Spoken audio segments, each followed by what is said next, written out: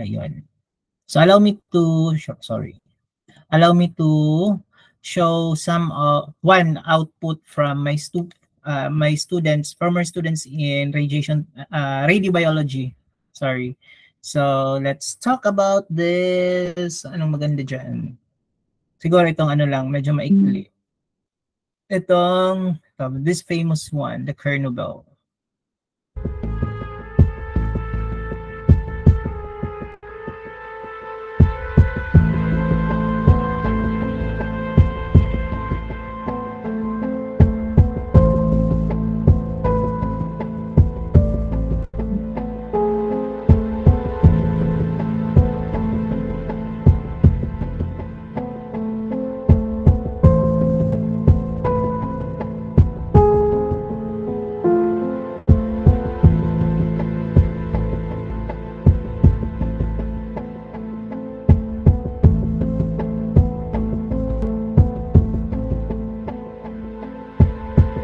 Soviet nuclear accident in the Ukraine created fallout today in Earlier Chicago. today, Russian troops reportedly took control of the area surrounding the Chernobyl reactor plant in Ukraine after a fierce battle. Of course, Chernobyl was the setting of the world's worst nuclear disaster, spreading radioactive waste across much of Europe. This day in history, April 26, 1986, Reactor 4 at Chernobyl nuclear power plant explodes, causing a fire leading to the world's most nuclear accident on record. 1,838 square miles of land are polluted with heavy radiation and abandoned. World Health Organization suggests 9,000 people will die due to Chernobyl-related cancer. On April 26, 1986, one of the most disastrous nuclear power plant incidents occurred in entire history. This was known as the Chernobyl nuclear power plant incident. It happened in Chernobyl, a city in Ukraine. It is located about 56 miles or 90 kilometers northeast of its capital, Kyiv. Chernobyl had a population of approximately 14,000 residents. When this incident happened, Ukraine is still part of Soviet Union, and this Chernobyl nuclear power plant was the first ever nuclear power plant station that was built in Ukraine.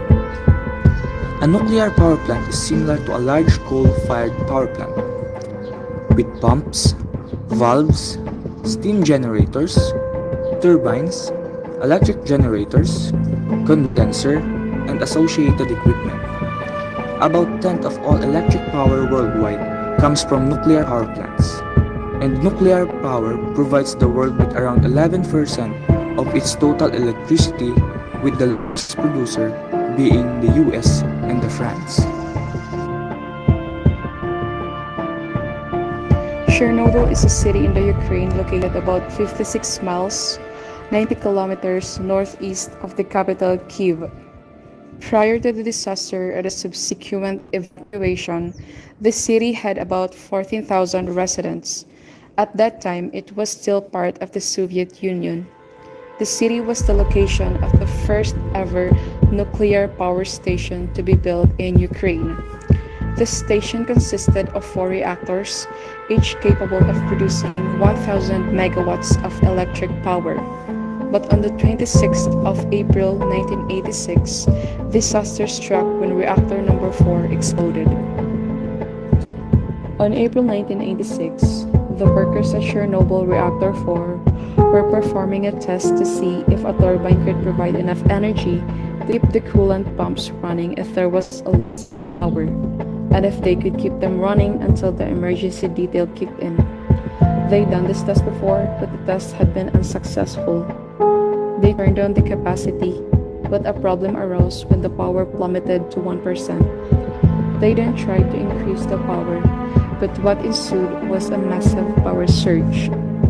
These mistakes were compounded by others, and at 1:23 a.m. on April 26, the chain reaction in the core went out of control. Several explosions triggered a large fireball and blew off the heavy steel and concrete lid of the reactor. This and the ensuing fire in the graphite reactor core released large amounts of radioactive material into the atmosphere, where it was carried great distances by air currents. A partial meltdown of the core also occurred. There were over 100 radioactive elements released into the atmosphere when Chernobyl's fourth reactor exploded. Most of these were short-lived and decayed, reduced in radioactive very quickly. Iodine, strontium, and cesium were the most dangerous of the element released and have half-lives of 8 days, 29 years, and 30 years respectively.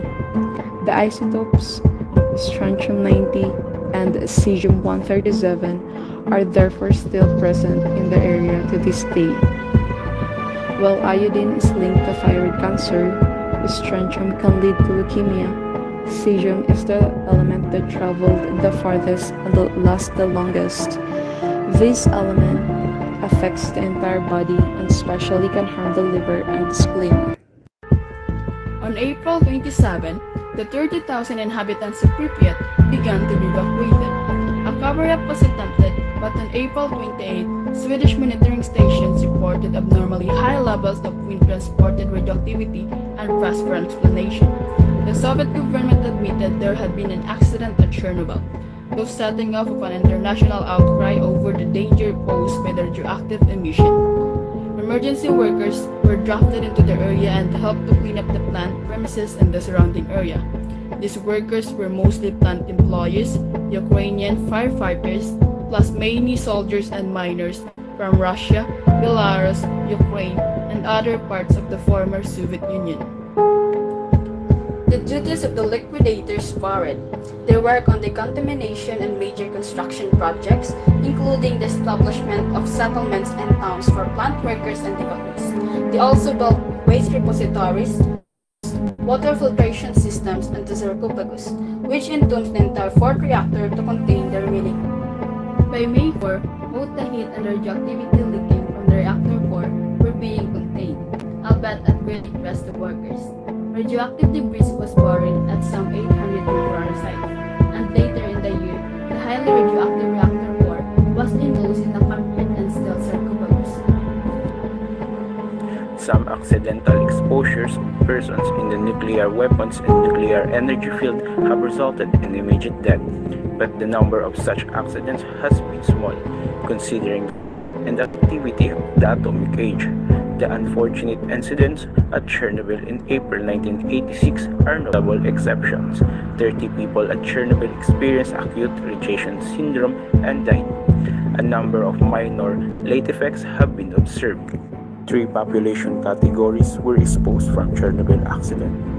Emergency and recovery operation workers who work at Chernobyl power plant and in the exclusion zone after the accident.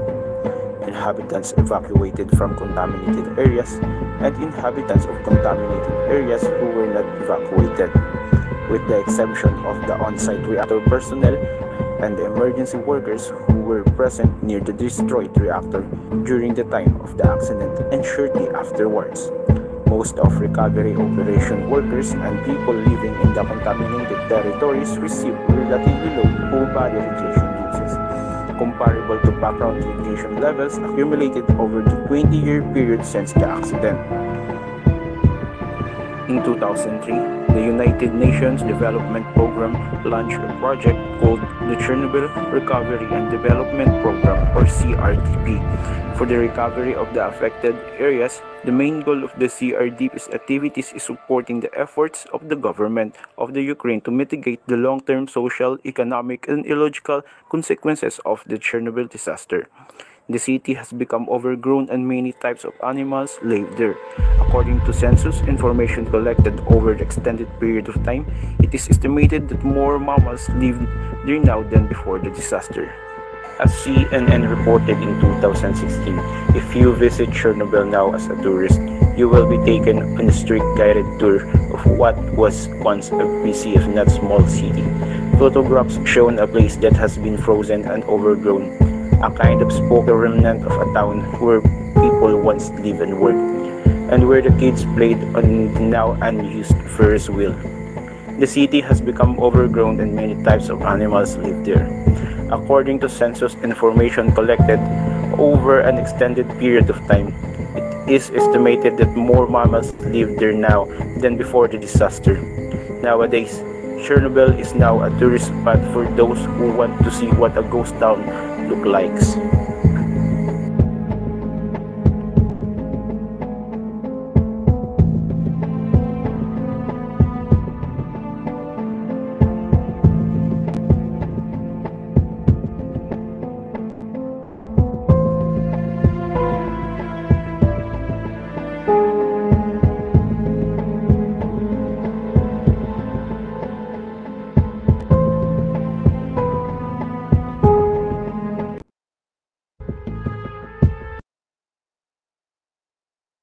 Yan, don't worry. Next time, mag-ihimugyap ka man. Yan. One of these days, I'm going to require you to make a documentary on, yes, the different radiological accidents, most probably, yes, that encountered or that resulted to early effect and late effects of radiation. Actually, the Chernobyl nuclear power plant is a famous example of our discussion for this morning, which we are talking about the early effects of radiation. Di ba, di rin na may April 26, 1986. Ka-year ko pa doon. So the Chernobyl was formerly in the Union Soviet. Diba dati yung Union Soviet, kaparte siya ng Russia. So nahiwalay na siya. So the Chernobyl is now in Ukraine. So one of these days, bisita tayo doon, pero medyo delikado pa na yun, di ba? There is still a conflict between Russia and Ukraine. So yan. So, stop presenting. So I hope you have learned something. Dire pa tapos na klase ha. So I'm just getting started. Again, that is just an example of our discussion or the thing that we need to discuss this morning, which is the early effects of radiation. Okay, so let's get started. So again, I'm going to group you into I'm going to divide you into different groups, and each group will be assigned a documentary on the different radiological incidents that happened in the past years, those that helpful for us to understand what are the early effects and late effects of radiation. As I've said, one of these things that we need to consider is the Chernobyl nuclear power plant explosion. So kung matatandaan natin, ngayon yung Bataan nuclear power plant in the Philippines, nakatenga siya because of the fear that was brought because may nangyari sa Chernobyl. So natatakot yung mga Pilipino na gumamit ng nuclear power plant. So because of the Chernobyl nuclear power plant explosion, somehow naging prepared din naman yung Japan. Diba? Last 2011, if you can still remember or kung tawo na kamo iton, 2011, ako nag-Robinsons pa ako iton.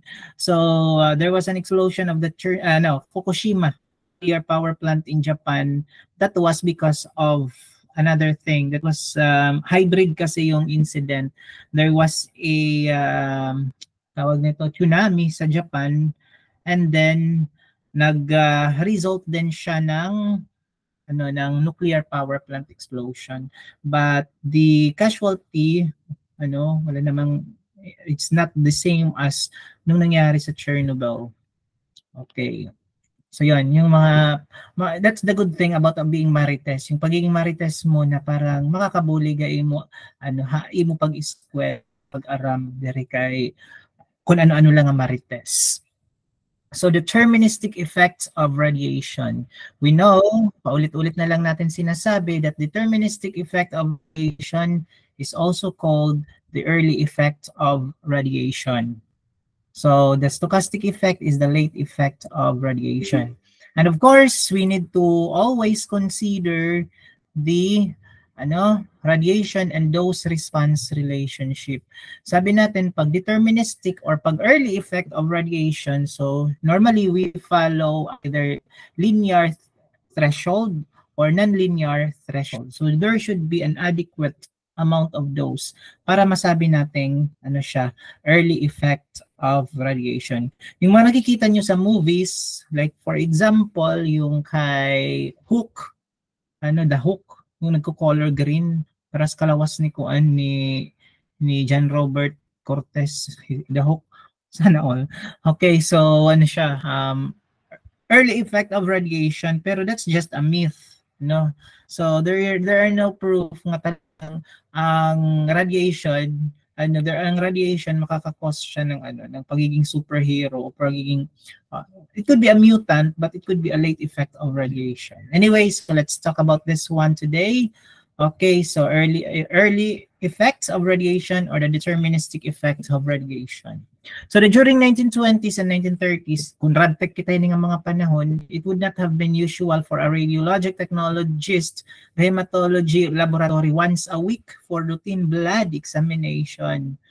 So kapagal ngayon maging radtech ka noong panahon na yan kasi magpapalab ka ng blood exam for every week, diba? Once a week, routine blood examination.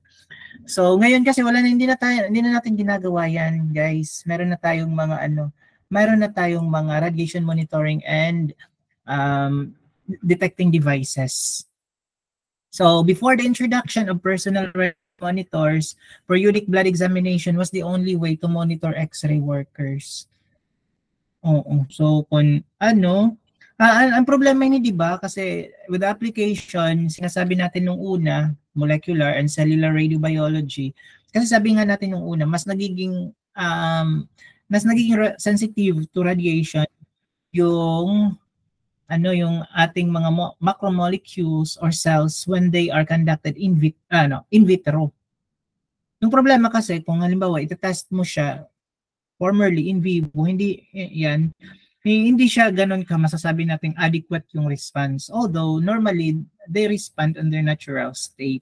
So yun lang, kasi nung measurement on how they said that safe ang level ng radiation, safe pa yung radiation worker to work with radiation, they do it with the use of blood examinations or laboratory examinations.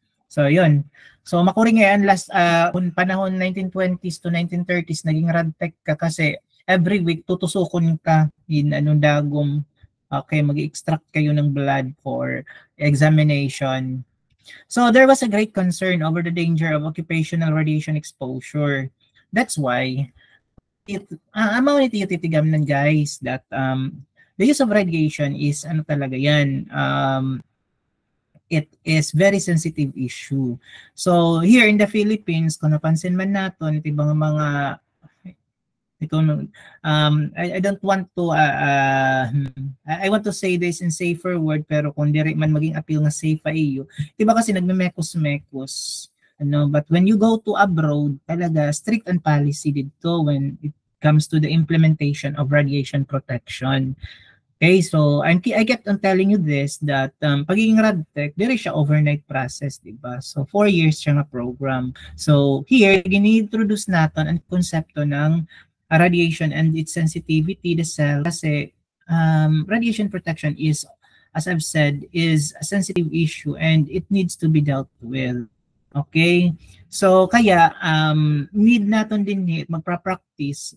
The people who will practice with the use of radiation are licensed radiologic technologists. So after this program, after this course, the radiobiology, next semester, you will take the radiation protection. Kasi concerned tayo, di ba? So kita na renewable nuclear power plant. So yes, that was an explosion. But why is there was a need to vacate the community, especially in Pripyat? Kasi na-found out nga taas ang level of radiation. So kung makita natin, the initial incident, the explosion, 31 lang casualty. But the death toll increases to 4,000. Why? Because the community was contaminated with radiation. So nagkaroon ng effect ang radiation sa community itself. From the initial 31 death toll, nag-increase siya to 4,000. Ganun ka-serious ang paggamit sa radiation. No, dere pwedeng ginmemekos-mekos naton, ano. So today's occupational radiation exposure are quite low. Kasi this resulted for how many researches na, no?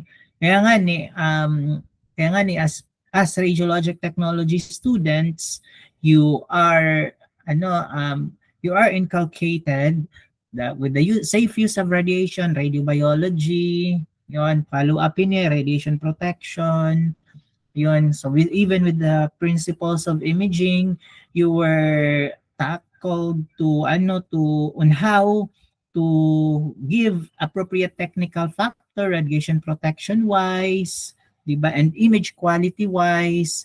So ganun ka-conscious tayo dito when it comes to radiation protection. Yan na quite low na kasi may mga may mga tinatawag na tayo na mga radiation protection measures that are derivations from the principle of radiobiology, no? Ito yung mga linear threshold, linear non-threshold, gingamit na ito siya para maka-establish ng mga radiation protection measures na gagamit natin for different radiology areas. Okay, so unfortunately, the radiation dose is on the rise, including dose high enough to cause injury. That is why the radiologic technologist must understand the deterministic effect of high radiation doses. Okay, so sometimes class, dito sa mga pinag-aaralan natin, we need to consider dalawang bagay on the introduction of radiation kay patient. Kaya sinasabi natin, medyo mataas yung nare-receive ni radiation ni patient. So we need to consider two factors.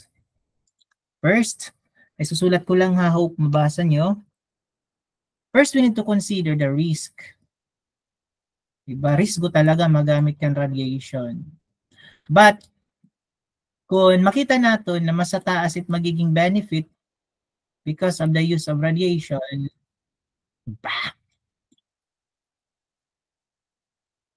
so risk versus benefit.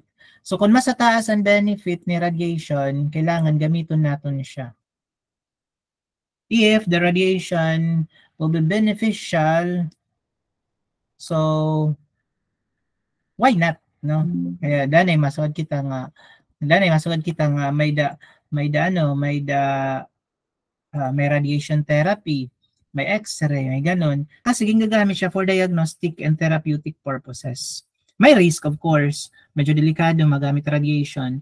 But of course, yung consider natin dito magiging benefit ni patient, no?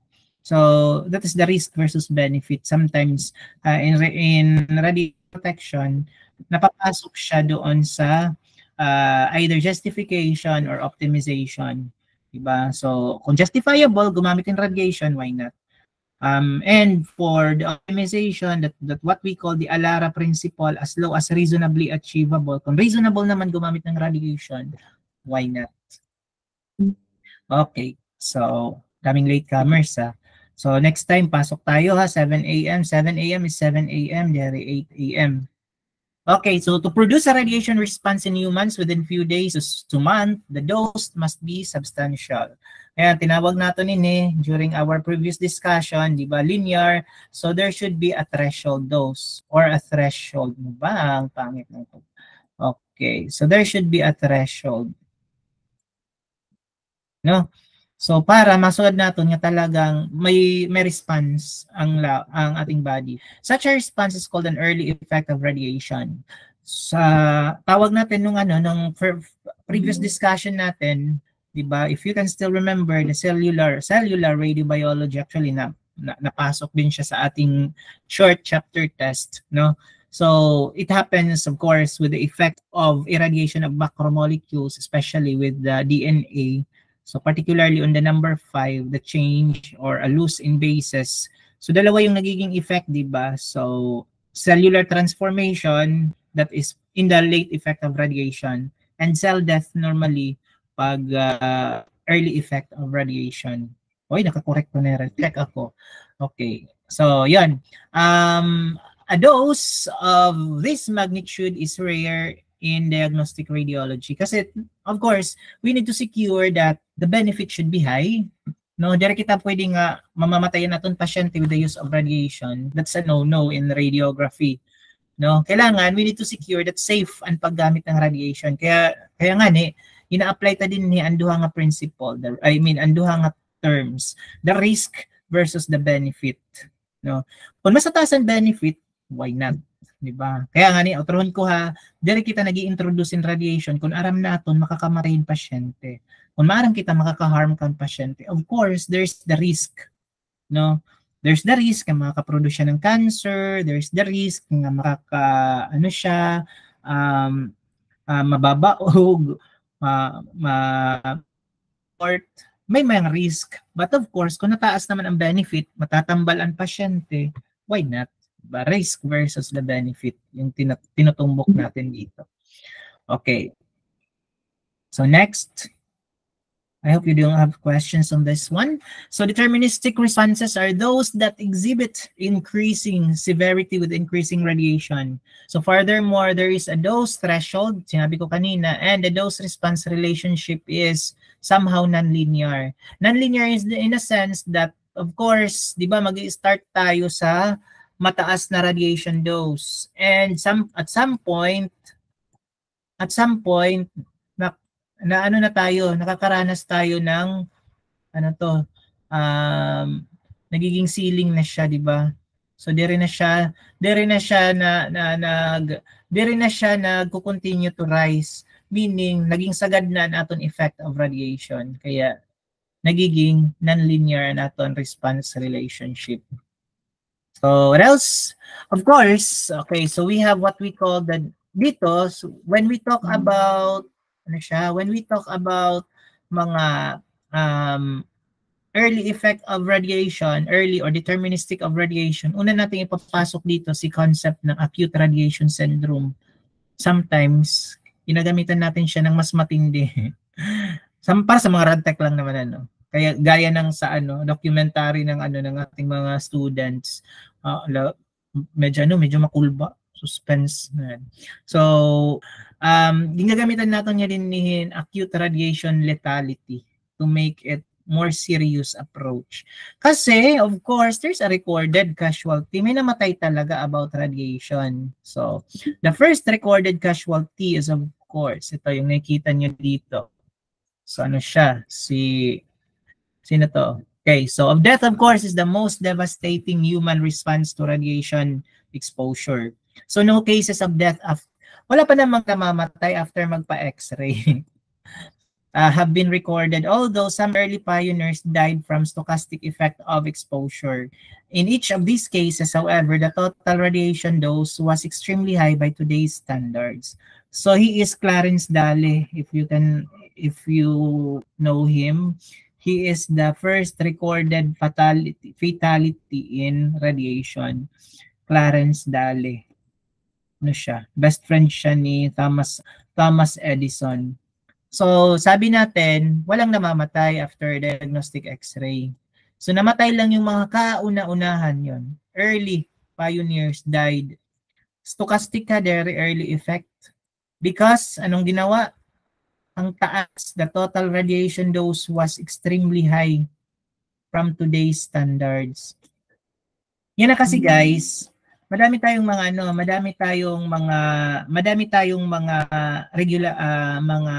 regulating bodies. Okay, turun ko daw latak pag-share. Madami tayong mga regulating bodies. So, may mga tinatawag tayong, like for example, mga recommendatory ICRP, ayun, so si EIA, they are in charge or mas marunong sila when it comes to radiation protection. Kaya yung mga recommendations nila yung ginamit kong term, must be strictly or implemented talaga all throughout. So out of these mga casualties, so hindi naman nasayang yung kanilang mga pagkamatay. So nagkaroon ng mga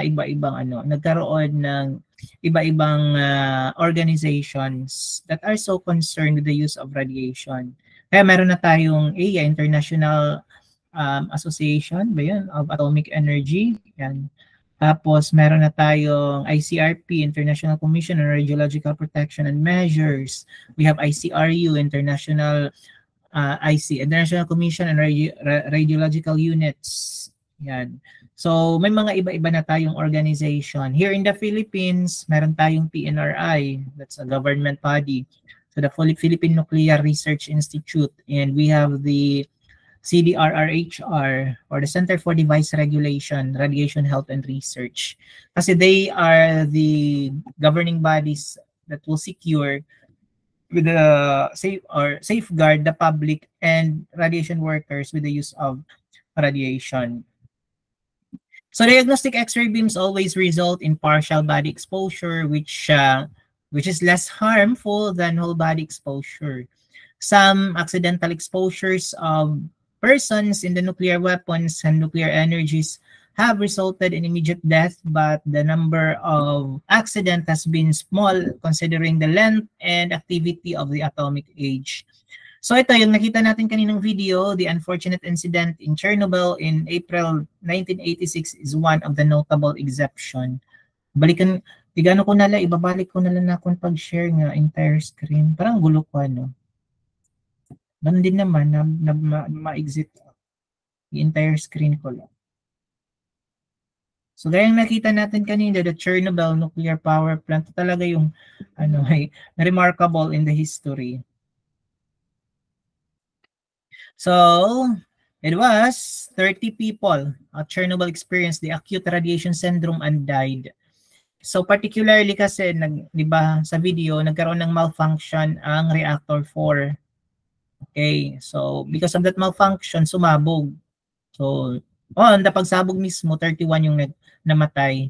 So, particularly with, of course, sa pagsabog and of course with radiation. So, a number of minor late effects have been observed. No one died or was even seriously exposed.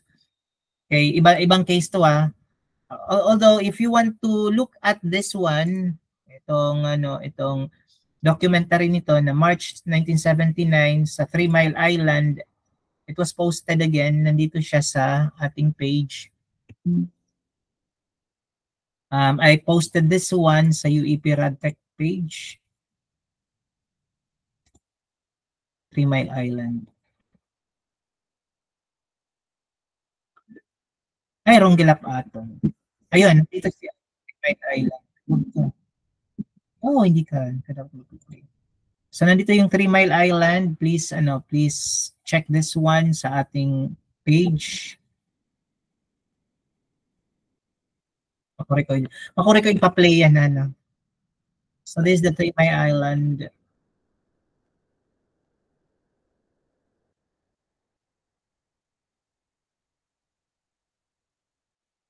So as I've said, don't you worry kasi one of these days requirement din yan sa radiobiology. So the 3 Mile Island, walang casualty. Okay. And wala ding and no acute lethality was observed at the tsunami induced reactor meltdown at the Fukushima, Japan in 2011. Kasi most probably people have learned something from what happened in the Chernobyl, no? So naging prepared, and of course kasi may mga recommendations din ng iba-ibang governing bodies kung paano paano. Kaya ako, for me as to my opinion lang, kasi baka sabihin yung pro-administration ako or what. For now, with the Bataan Nuclear Power Plant, I am in favor for the operation. Oo, kasi labi na yan, mahal na, di ba? Mahal na kuryente. Samar, tagpera tayo kuryente, tag 4,000. Parehas although di ba, talaga, nabot tamon billion 1,000. So, mas barato kasi an nuclear power plant. Yeah, Japan, they are using the nuclear power plant. So, there is always the risk. Okay, always nato tigam na there's always the risk. But if the benefit is high, why not? Diba? So, I guess naman people have already learned from what happened in the past, Chernobyl, Fukushima. So, pwede namang pag-aralan yan on how to safely use the nuclear power plant para naman kita ng mga Pilipino, dire kita ganun nga nahukurian every month nala din na maabot na nga ni Kuan Hibil ngayon hi Judith. Yung masakit ta ulo kami nga mga nagtatrabaho talaga, I can relate to it kay nagbabayad ako talaga. So nagbabayad talaga akong bill. So pag-aabot ni Judith ngayon ni Bill mga dire mo gina-expect niya mga visitors, masakit ta ulo kaya no dakot baraydan. So kung pwede naman gumamit ng nuclear power plant yan, parang magiging magiging mas barato. Why not, diba? Always yan, i-consider natin risk versus benefit. Okay. So, sabi ko nga, kung syempre, na yan, na pag people have already learned something from the past. So, the sequence of events that follow high-level radiation exposure leading to death within days or weeks is called the acute radiation syndrome. So, there are in fact 3 separate syndromes that are those related that follow a distinct course of clinical responses. So, sasabtan natin, ano-ano ini nga mga different syndromes from acute radiation lethality. So, ini nga mga syndrome, nandito siya. So these 3 syndromes are hematologic, hema, di ba? Usually for blood. Okay. So, for GI death, and CNS death. So this requires doses in excess of 50 gray, taas no, 50 gray or 5,000 rad, and results in death within hours. So hematologic death and GI death are lower and require a longer time for death to occur. So in addition to the 3 lethal syndromes, 2 periods are associated within acute radiation lethality. So may tinatawag tayong prodromal syndrome, that is consist of acute clinical symptoms that occur within hours of exposure and continue for a day up to a day or 2. So halimbawa yung mga yon sa Chernobyl, instant talaga. So karana sila ng mga prodromal syndrome. And after prodromal syndrome, halimbawa umabot pa ng mga so after 2 days, tapos umabot pa let's say 2 weeks or 1 month. So, pwede natin siyang matawag na latent period. So, walang nakikita. The subject of free of visible sign. So, ganun din sa radiography. Kung may latent, meron tayong manifest period. So, sa manifest period, doon mo na makikita. Ito na yung mga manifest period. Si hematologic, si gastro, so CNS. So, dito kasi for a day, although we can say that for prodromal period, within an hour, okay, up to a day or 2, may mga nakikita tayong sintoma, pwede mo na siyang matawag na manifest period. So, kung wala pang sintomas, so that's the latent period. So, at radiation dose approximately above 1 gray delivered to the total body, signs and symptoms of radiation sickness may appear within minutes to hours. So, ito take note, 100 rad. It's impossible for us na sa diagnostic radiography mag-appear to. No? It's impossible for in diagnostic x-ray mag-appear ng within months. Pag nagsulan ang ulo, dito nagsulan ulo tungod nga may radiation. Nagsulan ulo kay tungod wala mo gina-answer, di ba? Wala ka nag-study kagaaram. Sa Facebook bagaw dito. Sumasakit ang ulo mo kasi bobo ka. Halita dire gad. Facebook lang to nagsugad dire ako. So yun. So walang ganyan kasi sumasakit ang ulo because of radiation. Wala na acute radiation sickness, di ba? Bagaw aton book 1 gray or 100 rad.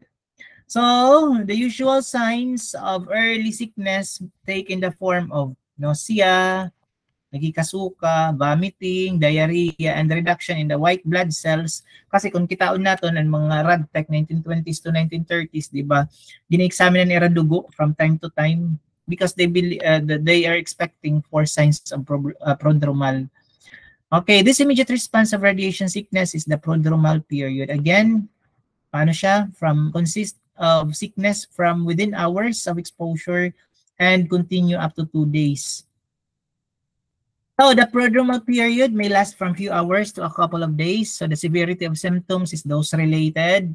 Kung hindi din nagikasuka kala, so kung halimbawa magitikaas na, of course, mas mag-iibaan imo or magiging sintomas ni patient. So at still higher doses, duration of prodromal syndrome becomes shorter until it is difficult to separate the prodromal syndrome from the period of manifest illness. So after the period of initial radiation sickness, a period of apparent well-being occurs. So nakikita na, may mga signs. Okay, so this is what we call the latent period. The latent period extends from hours or less, from 1 to 5 gray. So up to 500 gray. So the latent period is the time after exposure during which there is no sign of, so latent, di ba, like sa latent image, di ba? You know that the image is already there pero hindi nakikita, so latent image. You know that love mo siya pero hindi mo pa masabi sa kanya. So latent 'yon. You feel that there is a connection between the two of you pero dere pa kamo official. So latent period pala ngayon ito. So ganoon din dito. May din na ngayon na feel ang pasyente pero waray pa siya na dere pa nagma-manifest sa iya symptoms. Waray pa naiimod sa kanya. So that's already latent period. Pag makita na 'yon, so nagsisinuka na siya, may mga may mga samad sa kitaunta kasi iba-iba sign. There are different manifestations for this radiation sickness. Okay, nakadepende kung peraan radiation doses. So the latent period is sometimes mistakenly thought to indicate na okay lang, wala man problema niya pag irradiate ang radiation. And it may be misleading, however, because it gives no indication of the extensive radiation response yet to follow. So the dose necessary to produce, kita natin, manifest period, a given syndrome, and the mean survival time are principal quantitative measures of human radiation lethality. So although ranges of dose and resultant mean survival times are given, there is rarely a precise difference in the dose and the time-related sequence of events associated with each syndrome. At a very high radiation doses, the latent period disappears altogether, and at very low radiation doses, there may be no prodromal syndrome at all. Kung high ang radiation, at very high radiation doses, the latent period disappears altogether. Wala na latent, kaya talaga, visible na daan. And at very low radiation doses, there may be no prodromal period at all. Puro na latent period. So here are the different classification ng mafe-feel ni patient. So prodromal, less than 1 gray, wala tayong, less than ba? Or should be greater, greater. Okay, so kasi na, open. Yeah, na ako open. So greater than 1 rad, okay, or 1 gray, 100 rad. So there is no mean survival time. So meaning we can produce lethality if ever. So the clinical signs and symptoms, diarrhea, nausea, vomiting, and all. So for latent period, for 1 to 100 gray, so there may be no survival time, mean survival days, and walang makikitang sintomas. For hematologic, this is more of blood. So kitaan niyo ha, 1 to 100 latent period. Okay, so for hematologic, pag the dose is between 2 gray to 10 gray. So meaning that's 200 to 1,000 rad. 200 rad to 1,000 rad. So we have the mean survival days, 10 to 60 days. And the clinical signs that are related to hematologic are nausea, vomiting, diarrhea, anemia, leukopenia, hemorrhage, fever, infection. So for gastrointestinal, gastro in a sense related sa mga sa mga daluyan ng pagkain. So that is from 10 to 50 gray. So this is from 1,000 to 5,000 rad. Our mean survival time paikli, 4 to 10 days. So same as hematology, pwedeng ma-feel ito. Pero may mga kaakibat na electrolyte imbalance, lethargy, fatigue, and shock. So we have for the CNS, okay, greater than 50 gray or 5 5,000 rad and above, the mean survival days, mas umikli, 0 to 3 days. So same as gastrointestinal. So pwedeng ma-feel niya ito. Plus may mga ataxia, edema, paki-research na lang ang mga meaning ini ng mga terms kay medyo halipot na aton time. It's already 8:36. Plus system vasculitis and meningitis. So mostly related sa vascular system. I mean sa central nervous system. Okay, so for the manifest period for hematologic syndrome, so the doses is in range of 2 to 10 gray or 200 to 1,000 rad produce hematologic syndrome. So the patient initially experiences mild symptoms of prodromal syndrome, which appear a matter of few hours and persist for several days. Kita naton. So hataas itiya prodromal period or latent period. For how many days walang makikita ang sintomas sa kanya. So for the latent period that follows can extend as long as 4 weeks and is characterized by a general feeling of wellness. Wala naman siyang nafe-feel, no? There are no obvious signs of illness, although a number of cells in the peripheral blood declines during this time. So the hematologic syndrome is characterized by reduction of white blood cells, kaya tinawag natin siya kaninang leukopenia. Okay, pwede gihapon, red blood cells and the platelets. Okay, so leuco is white, okay, red is erythro, thrombo. Yan. So, the period of manifest illness is characterized by possible vomiting, mild diarrhea, body malaise, lethargy, and fever. So, each of the types of blood cells follow a rather characteristic pattern of cell depletion. Okay, if the dose is not lethal, so recovery begins in 2 to 4 weeks, but as long as 6 months may be required for full recovery. So yung injury kasi nito, hindi maparetot sa mad niya, pwede butangan mga betadine or what. And talaga, we will wait for the normal cells, no? Mag-repopulate, diba? Take note of the 4 R's in radiobiology. Radiation response, repopulate, and recovery. Para man dito nagbutang kita nga medisina, no? So, yung tunta talaga naton body mechanism to follow for full recovery. Okay, next, the in radiation injury is severe, the reduction of blood cells continues unchecked until the body's defense against infection is nil. So just before death, hemorrhage and dehydration may be pronounced. So death occurs because of generalized infection, electrolyte imbalance, and dehydration. Kaya nga tinawag natin siyang acute radiation lethality. Next, we have the gastrointestinal syndrome. So take note, ang natin dose is from 10 to 50 gray or 1,000 to 5,000 rad. Imposible ni mag-appear sa diagnostic radiography.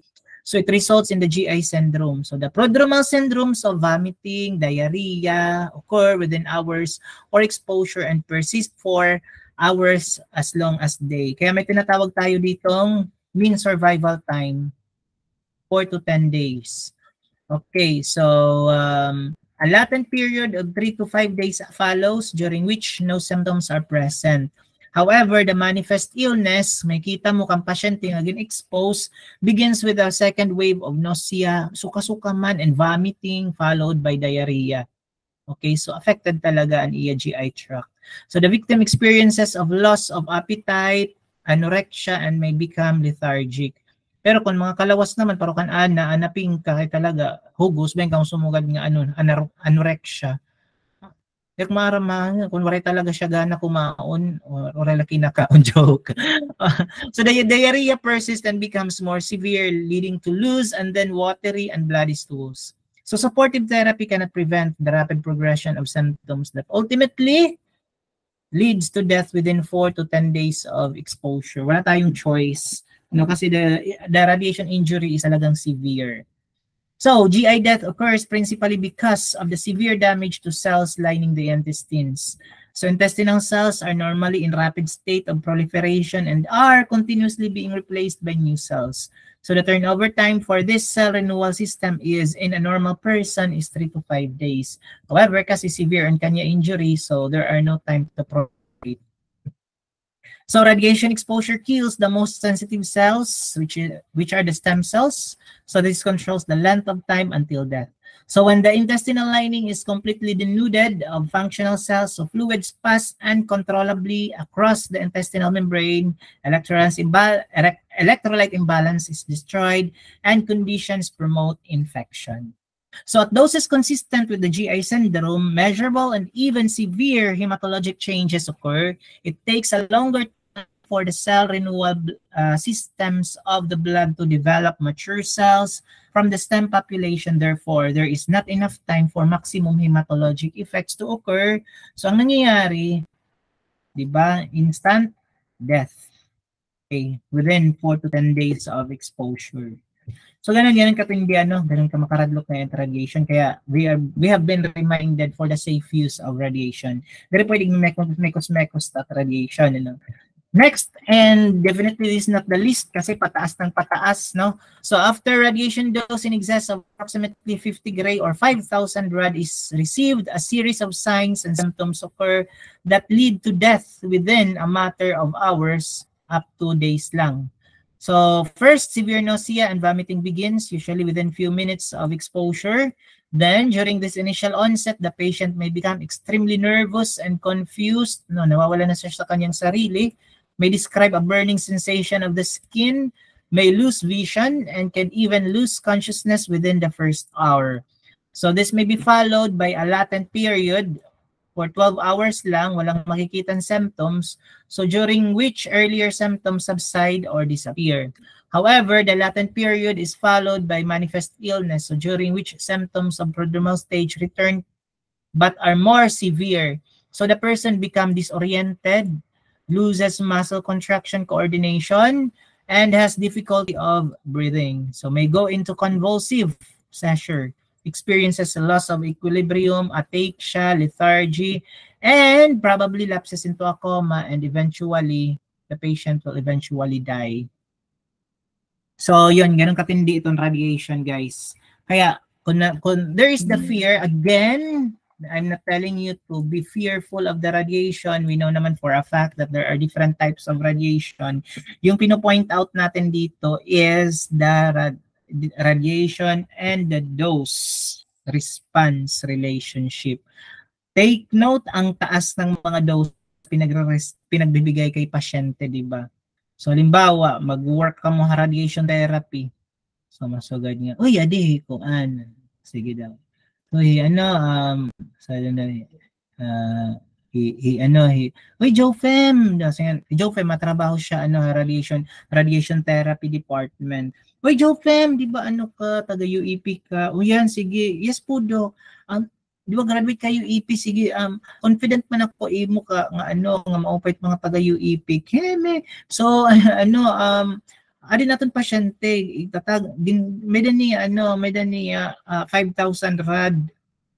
Okay, para tiya cancer. Pero may dako appointment, ikaw na bahala kung anoon mo tiya nga 5,000 rad. So, Jofem kay Permilate, di ba? Diri nasolo, the radiobiology. Diri nag-i-study radiobiology. Di siya maaram nga 5,000 rad is siya CNS. So masyado siyang severe. Gini mo ginhatag niya agad-agad 5,000 rad. Pagbalik kinabukasan ng doktor, so Jofem, yung kita bad news, may good news. Ano gusto mo na? Good news, Doc, good news. Good news, nawara ang cancer ni patient. Oh, lumupay, Doc. Ang bad news, patay ang pasyente. Kaya Jofem, maresulod-sulod ang radiobiology, di siya maaram nga. Ang 5,000 rad is talagang lethargic. Yan, acute radiation lethality. Hinatag niya all at once. Ang pasyente, waray umilog talaga within 24 hours. Syuktay. So, taas, di ba? So, we need to be careful, extra careful of our radiation doses. Again, let's take note of the risk versus benefit things. Kung talaga makuri, kung pasyente, wag na lang. Okay. Yun lang naman. So, ini nga itong ipapag-istoryahan din niya, may mga may mga impact in it aton mga labi na kay kung talaga gusto natin mag-radtech in the near future, kailangan natin yan mga suwali ng mga sessions. Okay, so radiation protection wise, hindi may continuation maniningal discussion next sem. So we will be discussing on the radiation protection. Okay, so it's getting more intense. Okay, yan. So regardless of the medical attention given to the patient, the symptoms of manifest illness appear rather suddenly and always with extreme severity. Kasi central nervous system syndrome na yan. Ang taas ng radiation, 5,000 rad. No? At radiation dose high enough to produce CNS effects, the outcome is always death within, always death within days of exposure. So the ultimate cause of death is CNS syndrome, which is elevated fluid in the content of the brain. Okay. So the CNS syndrome is characterized by increased intracranial pressure, inflammatory changes in the blood vessels of the brain, vasculitis, and inflammation of the meninges or the meningitis.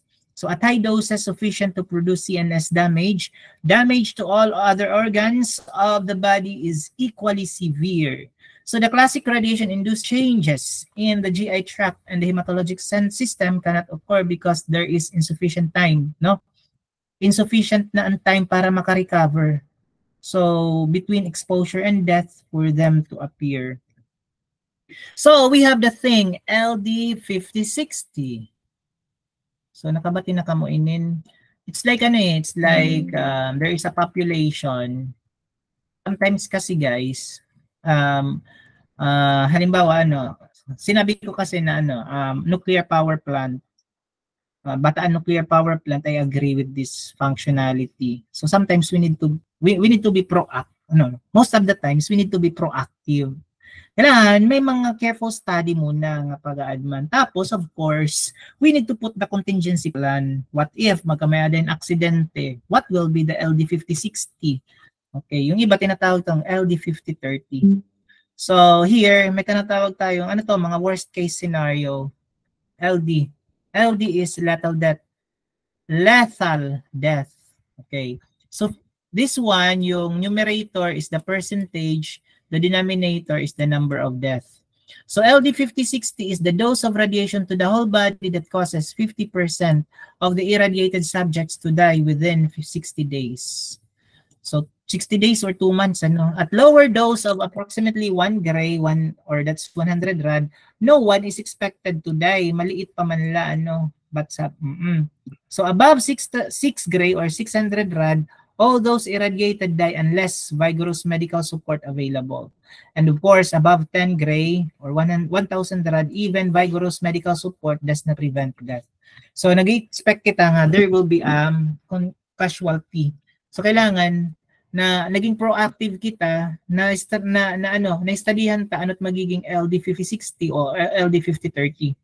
So if death is to occur, it usually happens within 60 days of exposure. That's why 60 yung gamit natin nga denominator. So acute radiation lethality measured quantitatively by LD5060, which is approximately 3.5 or 300 rad for humans. So which means magkakamay dala kita nga LD5060 if again 3.5 gray or 350 rad. Okay, so na siya, medyo taas na, radiation dose. That's why, guys, what, ladies and gentlemen, there are mga marites in the society of mga practitioners, especially concerning with mga di ba yan may mga may mga threats naman yan with the security, may mga pabomba-bomba and all. That's why yan may mga intel feeling ko lang may mga intel with the radiation therapy departments. Bakit? Because mga radiation sources from radiation therapy can be used with this massive explosion. Kaya makuri kon deribantayan, kasi 3.5 gray, diba? Sabi natin pwede na siya makakos ng death, LD5060 within 60 days. So correct yan. So, with clinical support, humans can tolerate much higher doses. And the maximum, this is the this is the range from 3.5 gray to 8.5 rad. Sorry, 8.5 gray. So that is the LD5060. Yan, kung may may kasinahong kabugos na kalibutan, tapos silently gusto mo pa tayo ng bugos na community, wag naman. Gamit kang radiation, kailangan minute amount of radiation, wag naman. Walang ganyan dito sa atin, di ba? Ang ating purpose, why nag-radtech kita is to make the safe use of radiation. So ito yung mga LD5060 ng mga iba-ibang organism. So take note, aditera mga values, no? LD5060. In terms of gray yan na. So for pig, 2.5. For dog, 2.8. For human, 3.5 gray.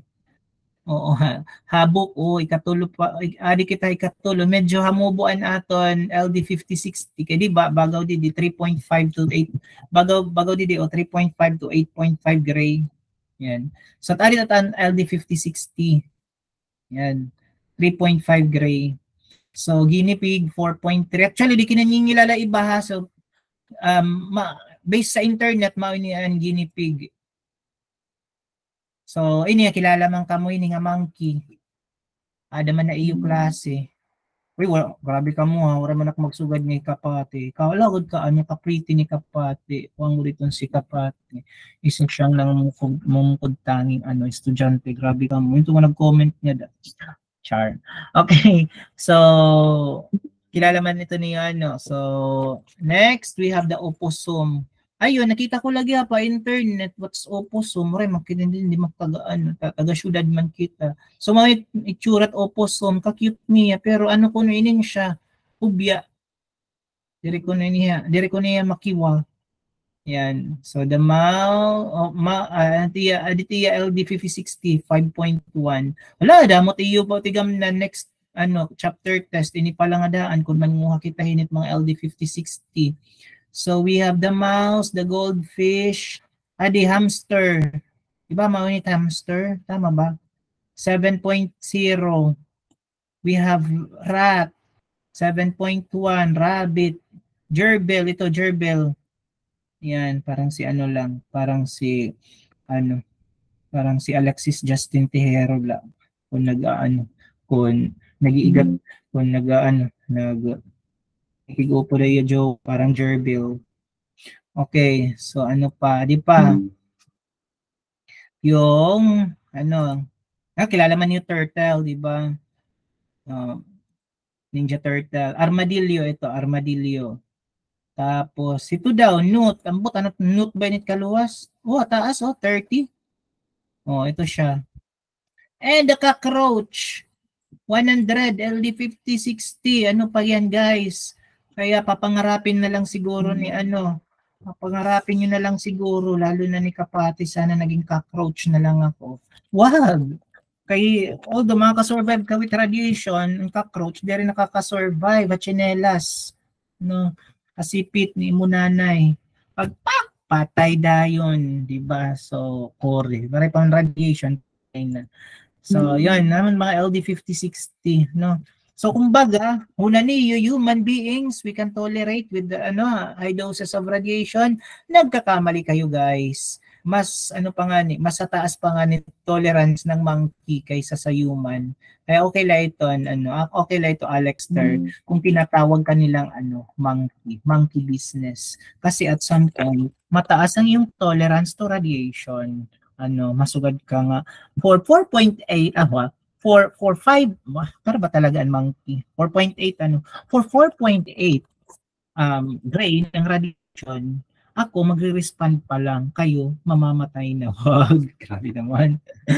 Okay, so sisingit ko lang ito para at least madali niyo ma-recall, madali niyo kahit papaano, madali niyo matigamnan ko na noon era mga LD5060 values. May malay natin next week chapter test kung mga kung mga 25 items lang, tapos diditanan, kaluya sa netser, putol-putol. naputol-putol. Maupay na lang ito, Alexter, yung nagpuputol-putolan ni mo ko ang signal kay hindi linibak ka na din ko an Tehero. Diri si Risa nga Tehero. Diri man masyado siguro malibak si Tehero nga Risa. Ano sa'yo nga Tehero? Okay. Wala, ma-time na. Sige, patakpag ano din. Sige, patakpag Marites. So, yan. Next, we have the mean survival time. Kay Roman, mean survival time talaga ang gingamit. So, at whole body radiation dose increases, the average time between exposure and death increases. So, pag tika-increase ang radiation dose, nagtitika-increase liwatan pa, the average time between exposure and death, nagtitika hamubo. So, mas bumibilis ang kamatayan ng tao. This time is known as the mean survival time. Kaya kung tagan kayo radiation, yung nag-amount in 5,000 rad, no?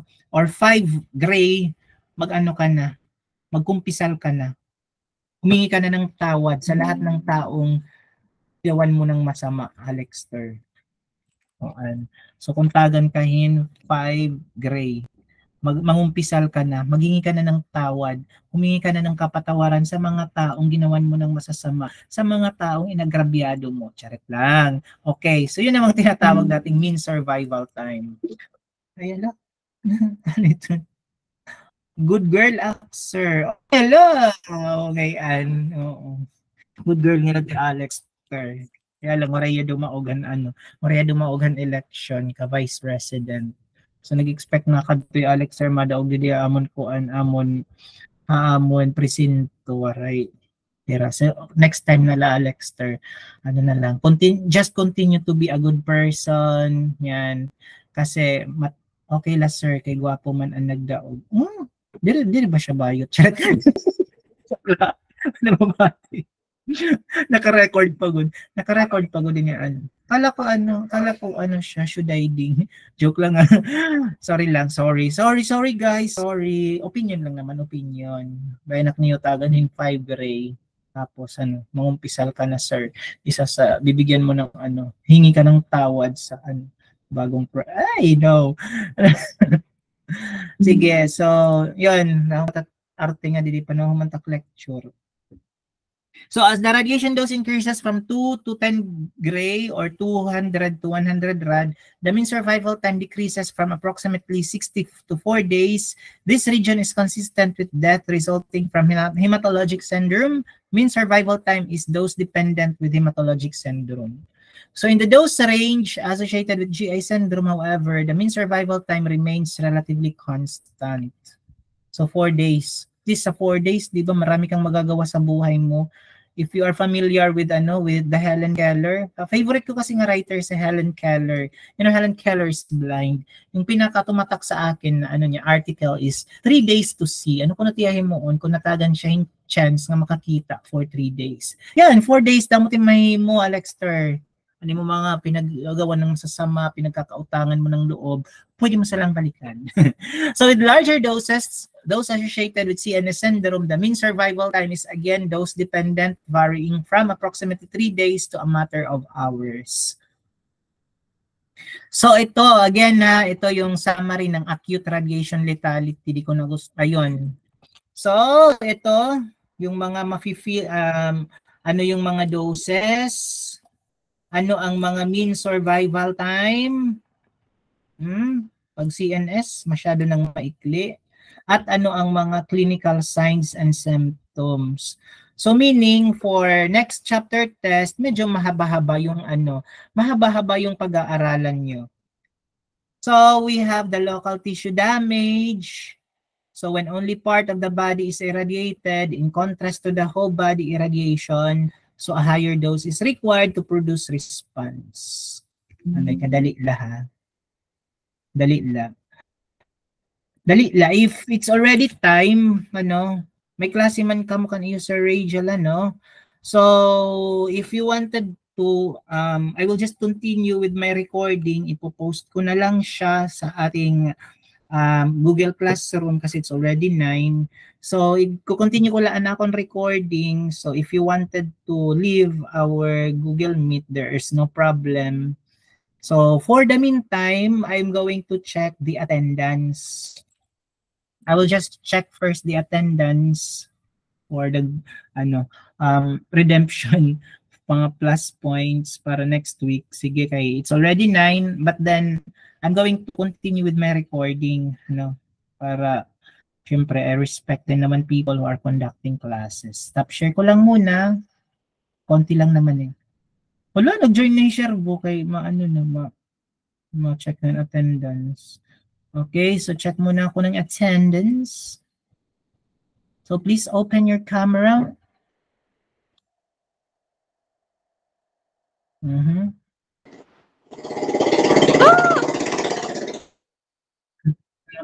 Ito na ako. Ito na lansya. Ayun. Uy, di ba nasugadahan, no? Nasugadahan UEP. Keep hydrated. Kailangan nakarigo. Una niyo ang pagiging keep hydrated pag inublad tubig. Pagkarigo gihapon, guys. Ano ba yan? Waray pa nangarigo. Siguro iba di rin napakita camera kay waray pa karigo. Okay. Sige. Paro kan pisngot ngayon. Candides waray pa da karigo kay waray mag-open camera. Okay. Ay, adan na nagpakita na siya. Okay, sige. So, in 5, 4, 3, 2, 1, and smile. Ay, sorry. Kadali. Nawaraan full screen. Sige, 1, 2, 3. Again. 1, 2, 3. Smile. Paano ito may smile, Jonas? Book man lang itong yung pakita. Okay, so since it's already time, so you are now free to leave our Google Meet. But as I've said, I will just continue with the recording. But if you prefer to, then there is no problem to continue with the discussion. Anyway, I have already the picture, the photo that may attendance na. Okay, sige kung may klase na. Yes.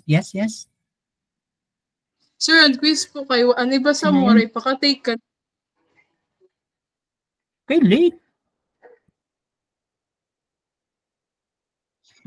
Sinulog before 7. Ang signal po kasi. Next. Bawi na lang ako ng 5 points tapos next week.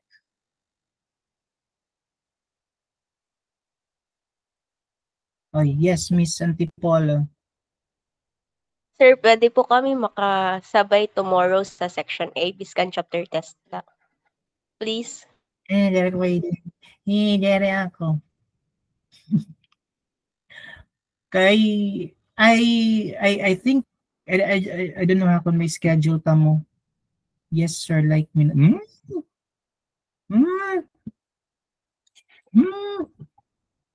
Yes, Miss De La Cruz. Okay, Clarice. Sir, reject mo to, sir, na okay kanina. Na-automatic ito pag-check.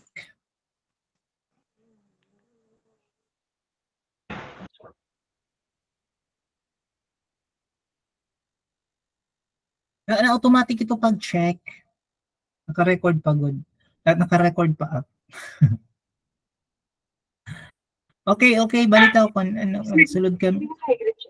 Waray pa 7 a.m. 7 a.m. na ako. Before 7 a.m. nagpasulod na ako sa klase.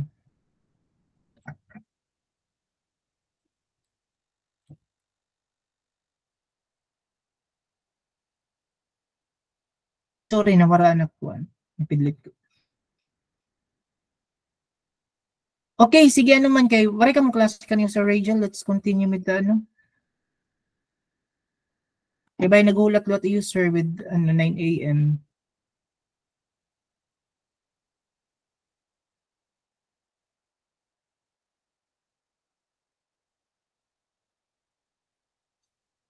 Hello, by nagulat-lot user Rachel with your 9 a.m. It's okay for me that you will leave the Gmeet, the Google Meet, and then I will just continue with my recording. Okay. Para matapos ko. That's the perks. Bye. This is the perks of conducting online. Sige, bye-bye. Bye, sir. Thank you. Bye.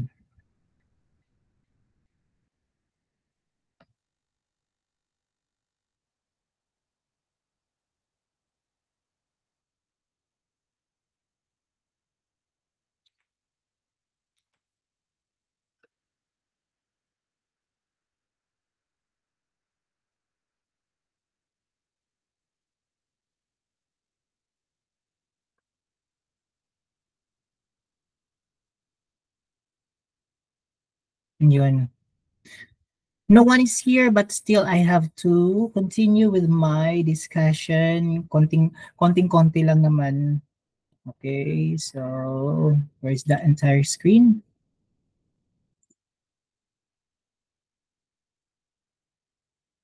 So yung effect or early effect of radiation is or can be seen in the different parts of the body. So although we have that we call the kanina, we have those hematologic, we have those GI, we have those CNS syndrome, but most of the evidences will be seen in the different parts of the body. So first, of course, the local tissue damage. So as you can see it here, magkaiba ang size ng kanyang leg, no? So when only part of the body is irradiated in contrast to the whole body irradiation, so a higher dose is required to produce a response. Every organ and tissue of the body can be affected by partial irradiation. The effect is cell death. That's why this results in shrinkage of organs or tissue. If this is the normal one, so nagkaroon tayo ng atrophy dito, nag-shrink ang kanyang mga tissues. This effect can lead to total lack of function for that organ or tissue that can be followed by recovery. So atrophy is the shrinkage of an organ or tissue caused by cell death. So there are many examples of local tissue damage immediately after radiation exposure, some of which talaga are evident in the radiation therapy department. So in fact, if the dose is high enough, any local tissue will respond. So in a manner which local tissues respond depends on their intrinsic radiosensitivity and the kinetics of cell proliferation and maturation. Examples of local tissues that can be affected immediately are the skin, of course, labi na kay mga superficial, and other than that, we have the bone marrow. So as you can see it here, so there is reddening of the skin, diba, tinatawag natin siyang erythema, radiation-induced reddening of the skin. Yan. So we can say that yan, yung mga nag-expose to radiation after how many times nga nagpapa-expose pag mag-red na, yan, that's part of the local tissue damage. All deterministic radiation responses or local tissue damage is a good example that follow a threshold type dose response relationship. Threshold. So meaning there is an approximate dose of radiation. So a minimum dose is necessary to produce deterministic response.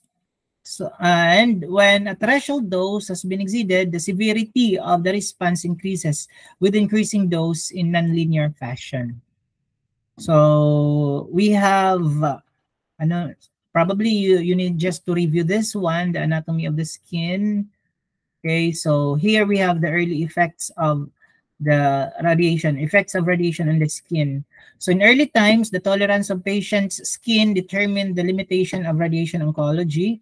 So with orthovoltage X-rays, when we say orthovoltage, their energy is between 200 to 300 kVp. So the object of therapy was to deposit energy in the tumor while sparing the surrounding normal tissue. So because the X-rays had to pass through the skin to reach the tumor, the skin was necessarily subjected to higher radiation doses than the tumor. So the resultant skin damage was seen as erythema. Sabi nga natin, this is the radiation-induced reddening of the skin, followed by desquamation. Desquamation is nagpipeel off, which is often required interruption of treatment. So after a single dose of 3 to 10 gray, so kanina saan ba dito si 3 to 10 gray? So is it on hematologic? Is it on gastrointestinal or is it on CNS? No. So an initial mild erythema may occur within the first or second day. So the first wave of erythemas then subsides, only to be followed by a second wave that reaches maximum intensity in about 2 weeks. So at higher doses, the second wave of erythema, followed by moist desquamation, yun, nagpipil off na ang kanya balat, which in turn may lead to a dry desquamation. Normally, pag makita natin na from radiation sickness, so nagnanana, may pus, so or yeah, may blood, so that's moist desquamation. Pag skin lang nagpipil off, that's dry desquamation. So moist desquamation is known as a clinical tolerance for radiation therapy. Clinical tolerance kasi parang ano ba, parang ang pag-compute mo ang dose, na-achieve na niya ang kanyang sagad-sagaran niya dose for that particular structure. So one of the hazards to the patient during early years of radiology was the induced erythema. Yan, reddening. So during those years, tube potentials were so slow that it was usually necessary to position the tube very close to the patient's skin. Very close. So kung i-apply natin an inverse square law, diba? The longer the distance, diba, the less intense the radiation is. So ito ay very close, meaning mas nagiging intense ang radiation. Exposures of 10 to 30 minutes were required. Oh, may very very close pa, and distance very close, tapos ang time taas. So kaya may maano talaga, risky talaga that time magtrabaho, di ba? Often the patient would return several days later with X-ray burn. O ba naman? SID is very close, and pag-expose very long, di ba? Time, distance, and shielding dapat. So these skin effects follow a nonlinear threshold dose-response relationship similar to that described for radiation-induced lethality. Small doses of X-radiation does not cause erythema. Extremely high doses of X-radiation cause erythema in all persons so irradiated. So whether intermediate radiation doses produce erythema depends on individual's radiosensitivity. Arin mga factors natin i-consider: the dose rate, and the size of the irradiated skin or the collimation. So analysis of persons irradiated therapeutically with superficial X-rays have shown that skin erythema dose required to affect 50% of the irradiated SED or the skin erythema dose. That is, the SED is about 5 gray or 500 rad. Lada mo natin iyo kailangan tigamnan para next chapter test. So before the Röntgen was defined, Röntgen is a unit for this is the unit of exposure, di ba? Exposure. Okay, kaya paano bangin siya magsugad niya, you're only one here. So di ba Röntgen is for exposure. Röntgen, ang iya counterpart is column per kilogram. For every 1 Röntgen, there are 2.58 times 10 raised to the negative 4 column per kilogram. So the apparatus were developed, the skin was so observed, and its response to radiation was in formulating radiation protection practices. And the unit was, tinawag natin, skin erythema dose at 50.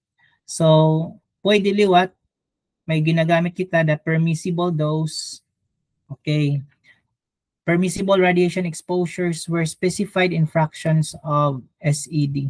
So, unpermissible derived from the skin erythema dose. Anyway, we will tackle this one on radiation protection. So, another response of the skin to radiation exposure is epilation.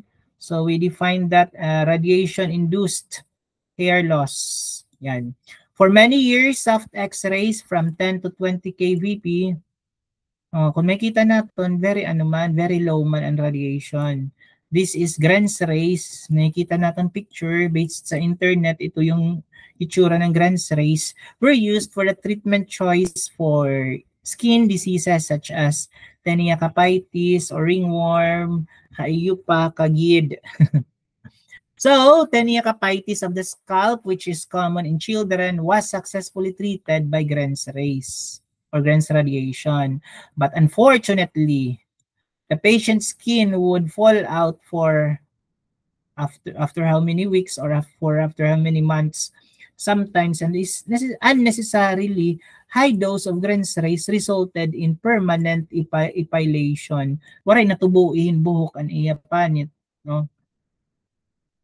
Okay, so high dose fluoroscopy has focused more attention on the response of skin to X-rays.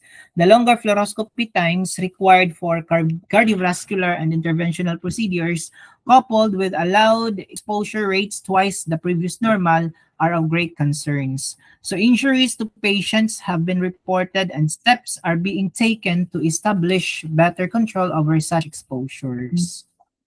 Yes, I'm only 1 year. I'm recording my lecture. So I would like to stay in the call. Okay. So another thing that we need to consider is gonads. Gonads are our reproductive organs. So human gonads are critically target organs. An example of target or local tissue effects, they are particularly sensitive to radiation. So responses to doses as low as 100 milligray have been observed because sabi nga natin, these are radiosensitive structures. Okay, they produce the germ cells that control fertility and heredity. Their response to radiation has been studied extensively. So germ cells are produced by smooth ovaries and testes, but they develop from stem cell phase to mature phase at different rates at different times. So their maturation is what is known as gametogenesis. So as you can see it here, oogenesis and spermatogenesis, yung pag the cycle of maturation or the stages of maturation. So irradiation of ovaries early in life reduces their size or atrophy through germ cell death. After puberty, such irradiation also causes suppression and delay of menstruation. And the most radiosensitive cell during female germ development is the oocyte. Most radiosensitive, which is the oocyte in the mature follicle. So radiation effects on the ovaries depend somewhat on age. So this is age dependent. At fetal, of course, like in early childhood, the ovaries are especially radiosensitive.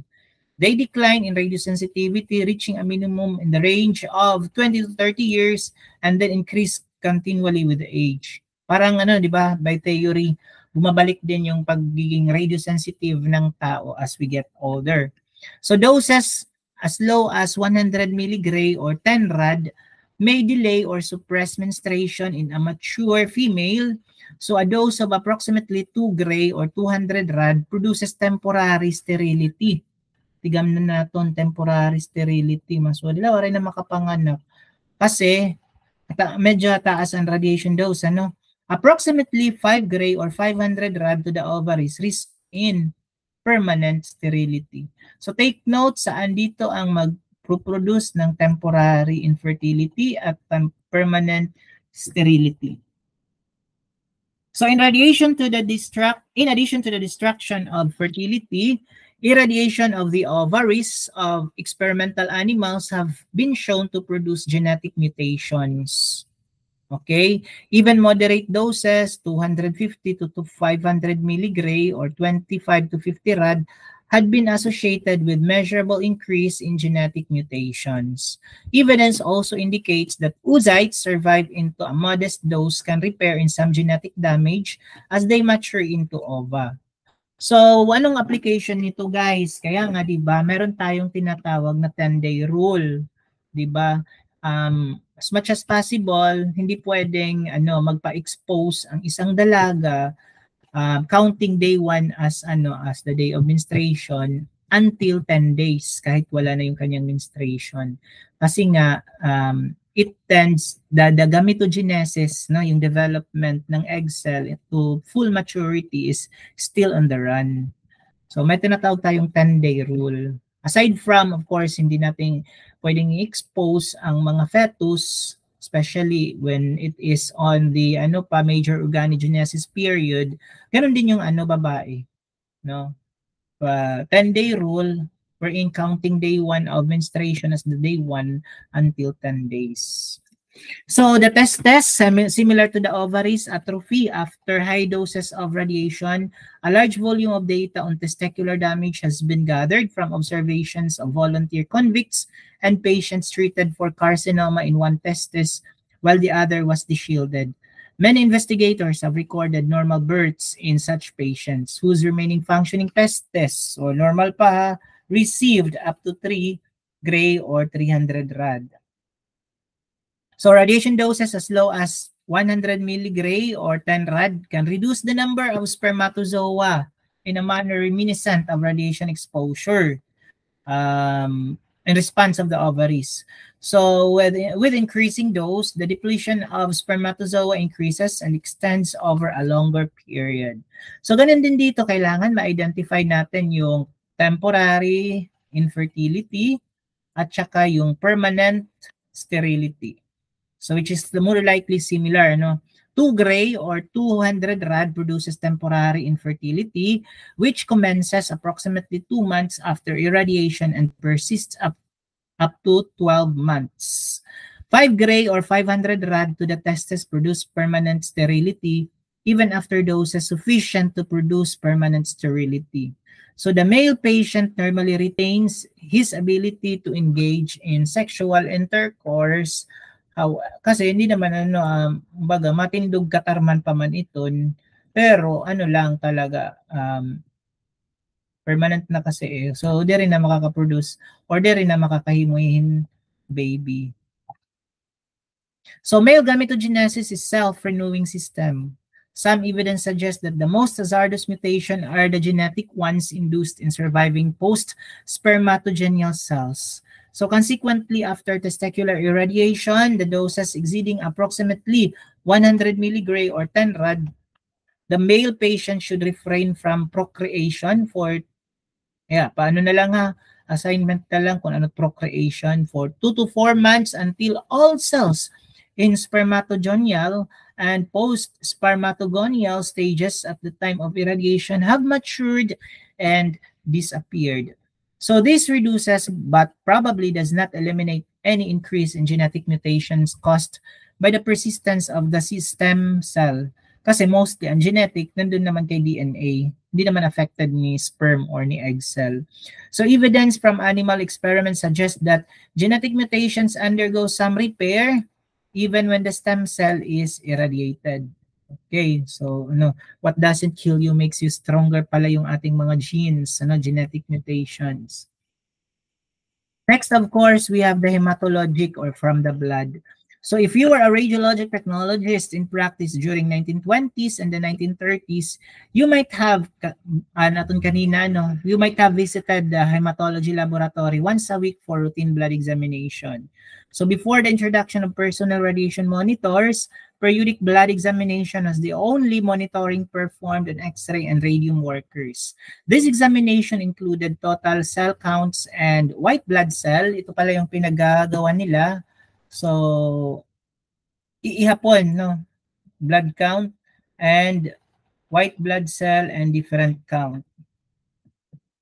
So most institutions had radiation safety regulations such that if the leukocytes were depressed by greater than 25% of the normal value level, so the employee was given time off or was assigned to non-radiation activities until the count returned to normal.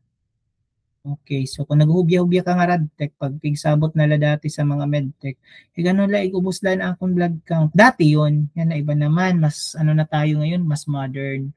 Technology-based na tayo. Anong ginagamit natin yan na, may nakita mga radiation detection and measuring devices.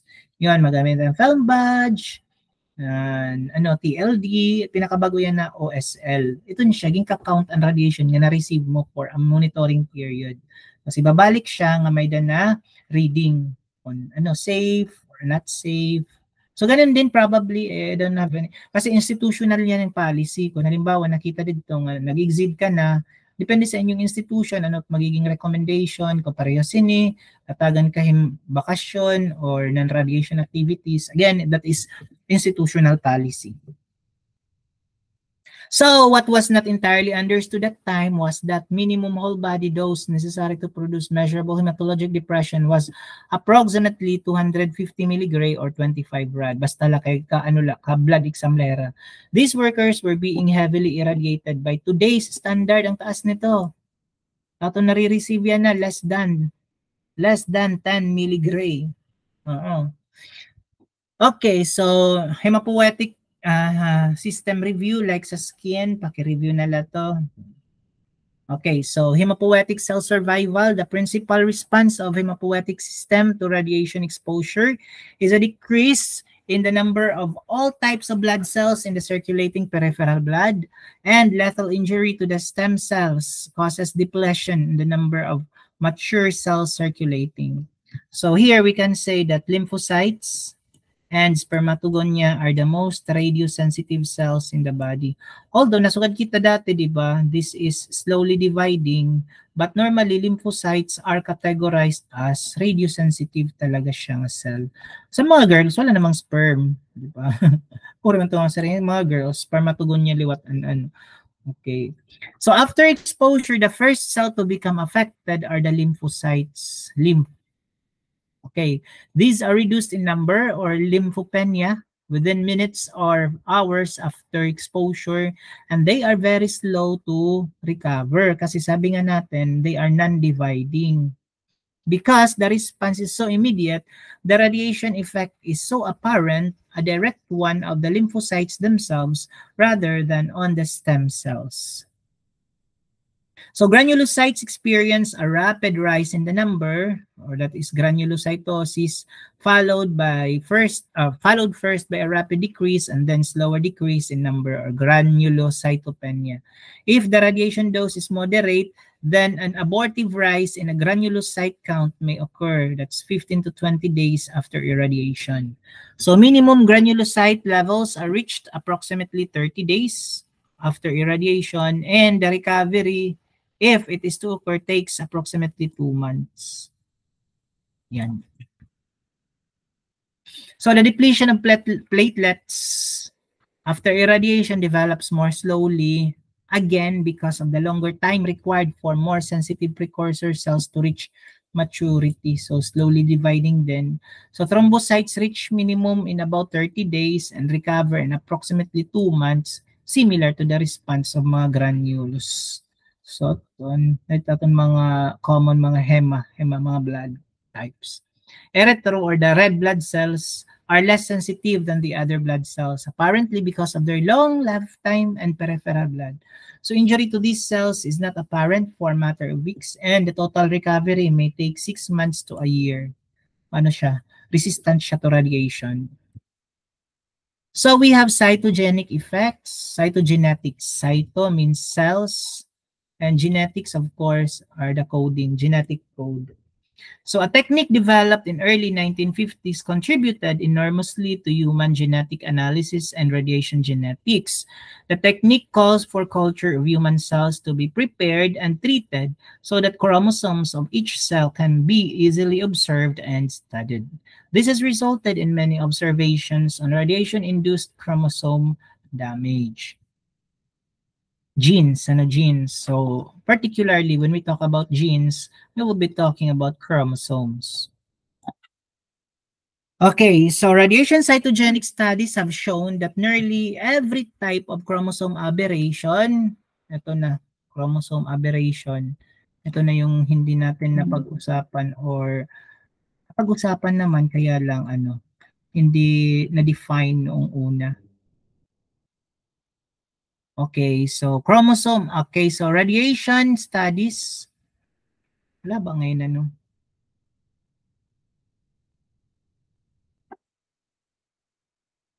medyo wala ba talaga yun guys? So can be reduced or can be radiation induced, and that some aberrations may be specific to radiation. So the rate of induction of chromosome aberration, okay, so ipakita ta ang definition using Google. Aberration. Asan ka na? I-exit ko lang to. Ito na lang. Ayan. So aberration, meaning ni Google. Aberration meaning, so sabi niya dito, Cheren, this is a departure from the normal or usual expected that is typically characteristics that deviates from the normal type. So there are changes in the chromosomes. Okay, so the rate of induction of chromosome aberration is related in a complex way to the radiation dose and differs among the various types of aberrations. So radiation-induced chromosome aberrations follow a non-threshold dose-response relationship. And without any question, high doses of radiation cause chromosome aberrations.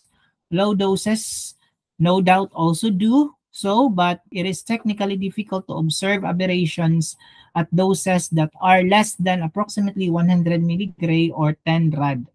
So an even more difficult task is to identify the link between radiation-induced chromosome aberrations and late illness or disease. So when the body is irradiated, all cells can sustain cytogenic damage. Such damage is classified here as early response to radiation because if the cells survive, the damage is manifested during the next mitosis after the radiation exposure. And when human peripheral lymphocytes are most often used for cytogenetic analysis, and these lymphocytes do not move into mitosis until the stimulated in vitro by an appropriate laboratory technique. So cytogenic damage to the stem cell is sustained immediately but may not be manifested for considerable time required for the stem cell to reach maturity in a circulating lymphocyte. Okay, so although chromosome damage occurs at the time of irradiation, it can be months and even years before damage is measured. Di man talaga kita no ganun ka conscious about mga chromosomes, sabi na kon mga single. Okay, so for this reason, chromosome abnormalities in circulating lymphocytes persist in some workers who were irradiated in industrial accidents 20 years ago. Kay years pa talaga tiya pag months and even years before damage. So we have the cytogenetic effects. So for normal karyotype, so the human chromosome consists of many long strains of DNA with mixed proteins and folded back on itself many times. So a normal chromosome would appear in G1 phase of the cell cycle when only 2 chromatids are present, and in G2 phase of the cell cycle after DNA replication. So the chromosome structure of 4 chromatids. As you can see it here, 1, 2, 3, 4, 1, 2, 3, 4, 1, 2, 3, 4. 4 chromatids represent for G2 phase is that which is visualized in the metaphase portion of the mitosis. So for certain types of cytogenetic analysis of chromosome can be cut out like paper doll and paired with its sister to another chromosome map, which is called a karyotype. So each cell consists of 22 pairs of autosomes and a pair of sex chromosome. That's why X chromosome from the female is aton sex chromosome and Y chromosome for the male. So again, 22 pairs are autosomes and 1 pair is the sex chromosome. So structural radiation damage to the individual chromosomes can be visualized without constructing a karyotype. So these are single and double hit chromosome aberration. So we have the term reciprocal translocations require a karyotype for detection, and we have another term point mutations. These are undetectable even with karyotype construction.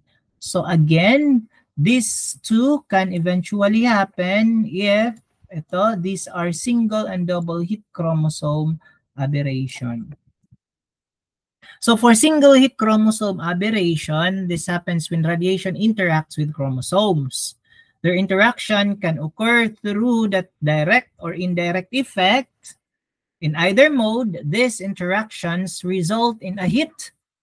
The hit, however, we already defined that one, no?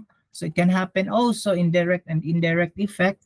However, this is somewhat different from the bit described previously in radiation interaction with DNA. So the DNA hit usually results in an invisible disruption of the molecular structure of the DNA. So a chromosome hit, on the other hand, produces a visible derangement of the chromosome because of the chromosomes contain DNA. So this indicates that such a hit has disrupted many molecular bonds and has severed many chains of DNA. So a chromosome hit represents severe damage to the DNA. So aside from that, we have this, okay.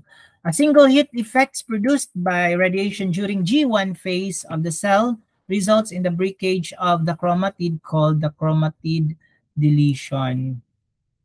So during S phase, both remaining chromosomes and the deletion are replicated. So here, kitaan nala, nakaka-describe. So this is the cycle for chromosome aberration or chromatid deletion. So the chromosome aberration visualized at the metaphase consists of chromosome with material missing from the ends of two sister chromatids and two acentric or without centromere fragments. These fragments are called isochromatids, like this one and ito. So matatawag natin siyang isochromatid. Kaya di ba usually upat man di ba for karyotype. So single hit aberration, chromosome aberrations also can be produced by single hit events during G2 phase of the cell cycle, and the probability that ionizing radiation will pass through the sister chromatids to produce isochromatids is quite low. Usually, radiation produces a chromatid deletion in one arm or of the chromosome. So the result is a chromosome with an arm that is obviously missing genetic material and a chromatid fragment. So most probably ito kasi tatlo lang ba? Yan. So pwedeng ganyan, may arm missing. Yan. Okay, so multi-hit chromosome aberrations. In G1 phase of the cell cycle, ring chromosomes are produced if two hits occur on the same chromosome. So dicentrics are produced when adjacent chromosomes each sustain one hit and recombine. So the mechanism for joining of chromatids depends on a condition called stickiness of the radiation induced and appears at the site of the severed chromosomes. So similar aberrations can be produced in G2 phase of the cell cycle. However, such aberrations again require that same chromosome be hit 2 or more times or adjacent chromosomes be hit and joined together. So pwedeng maging ito at pwede namang ito. However, these events are rare. Mapagal naman ngayon. So atin kanina natin gitawag yun. Reciprocal translocation, and we have point mutations. Pagal naman ngayon, nagdinakala ko ako lang usa. So reciprocal translocations, this happens for multi-hit chromosome aberrations and represent rather severe damage to the cell. So at mitosis, the acentric fragments are lost or attracted to one of the daughter cells because they are unattached to a spindle fiber. Consequently, one or both of the daughter cells can be missing considerable genetic material. So reciprocal translocations are multi-hit chromosome aberrations. Multi-hit. Okay, there is single hit. That would require karyotypic analysis for detection. So radiation-induced reciprocal translocations result in no loss of a genetic material, simply a rearrangement of genes. Consequently, all or nearly all genetic codes are available. They simply may be organized in an incorrect sequence. So we have kinetics, or the movement of chromosome aberration. So at very low doses of radiation, only single hit aberration occur, very low. When the radiation dose exceeds approximately 1 gray or 100 rad, so the frequency of multi-hit aberration increase more rapidly. So the general dose-response relationship for a production of single and multi-hit are the following. So we have single-hit aberration. They are produced with linear, non-threshold dose-response relationship. Single-hit aberration. So multi-hit aberrations are produced following nonlinear, non-threshold relationship. So a number of investigators have experimentally characterized these relationships. So here are the radiation dose response for cytogenetic damage. Okay, so ano siya? Square ito. Kadali lang ha. Dali lang. For a while. Kula. Yung square. Yan. So we have for single hit chromosome is Y is the number of single or multiple. Y, this is the number of single or multiple hit chromosome aberration. So A is the naturally occurring frequency of chromosome aberration. B and C are radiation dose. D, coefficient of damage for single and multi-hit aberration. So, direct mag-go deeper na lang ni guys, kasi para makita ng example for this one, para mag-provide busyong. Okay, so this is the formula for single hit aberration. Y is equal to A plus B, D. For multi-hit, Y equals BD plus CD squared. So some laboratories use cytogenetic analysis as biological radiation dosimeter. Multi-hit aberrations are considered to be the most significant in terms of latent human damage. So if the radiation dose is unknown, yet it is not life-threatening, so the approximate chrome aberration frequency is 2 single-hit aberration per 10 milligray per 1,000 cells and 1 multi-hit aberration per 100 milligray per 1,000 cells. So again, for 2 single 10 milligray, yan. So the human genome, di ba, mga genes, ginistudihan ta. So after approximately 10 years of scientific investigation in the year 2000, the human genome was mapped, and this was a worldwide project involving many different laboratories. Humans have about 35,000 genes distributed along DNA of 46 chromosomes. Diba? We have 23 pairs. Pag lalaki, 46XY. Pag babae, 46XX. So many human health effects have now been associated with aberrations identified for specific genes, and researchers are finding ways to correct these genetic defects or replace them. So a wonderful example is nito ng mga BRCA2. BRCA1, ini mababasa niyo for radiation therapy, labi na kung mga breast cancers. Yan, BRCA1 and BRCA2 located on chromosome 17 and 13 respectively that are associated, breast cancer. So pag lalaki ka, may problema ni mo BRCA2, expect na lang may kaliwatin breast cancer even though you are a male. So that's the wonder of genome. Diba may mga nakita, diba? May mga DNA test. Yan. Tapos, bata pa lang, may mga newborn screening na for what gene. So, importante. It is now possible to perform molecular genetic counseling and advise patients of their risk of breast cancer, other cancers, and other health risks. So with the help of the genome, it is hoped that we will soon be able to identify radiation-induced aberrations and alert patients and radiation workers to possible future risks. Karadlok man ngayon, ano, Char. So that ends our discussion for the deterministic effects of radiation. So I hope you can watch this. This is available on, of course, in my YouTube. And please prepare for a chapter test next week because the slides are quite heavy. It's quite lengthy. So good luck, everyone. And if you have questions, if you have concerns, you may directly ask or point your queries to me either in either all of my social media and or of course in our Google Classroom. So thank you so much, guys, and have a good blessed day, everyone. Bye.